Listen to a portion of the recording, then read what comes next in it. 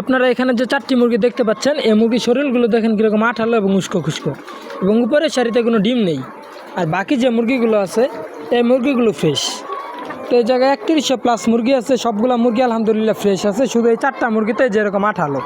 এখন এটা আঠালো হওয়ার কারণ কি, উপরের সারিতে যে ডিমগুলো পারে, এই ডিমগুলো পারার সাথে সাথে এই মুরগিগুলো ডিমগুলো খেয়ে ফেলে, অলরেডি দেখে নিচে পড়ে আছে, যে কারণে এই ডিমের অংশগুলো মুরগির শরীরে পড়ে আর এই মুরগির শরীরগুলো যেরকম আঠালো হয়ে যায়।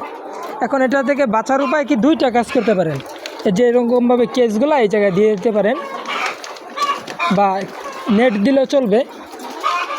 এখন এই জায়গা থেকে মুরগিগুলো ডিম খেতে পারবে না। এবং আরেকটা কাজ করতে পারেন, সেটা হলো এই মুরগিগুলোকে সবার উপরের খাঁচিতে দিতে পারেন। উপরের খাঁচিতে দিলে যেহেতু উপরে ফাঁকা, যে কারণে উপরে ডিমগুলো খেতে পারবে না। তো অনেকে বলে থাকেন এইগুলার ক্যালসিয়ামের ঘাটতি বা খনিজের ঘাটতি, যে কারণে এই সমস্যাগুলো হয়। তো আমি তাদেরকে বলতে চাই যে বাকি যে মুরগিগুলো আছে, বাকি মুরগিগুলোতে কিন্তু এই সমস্যা নেই, শুধু 4টা মুরগিতে এই সমস্যা। মূলত এগুলার একটা অভ্যাসে পরিণত হয়ে গেছে, যে কারণে এই মুরগিগুলা আর আপাতত ঠিক হচ্ছে না। এগুলা ডিমগুলা এরকমভাবেই সংরক্ষণ করতে হবে।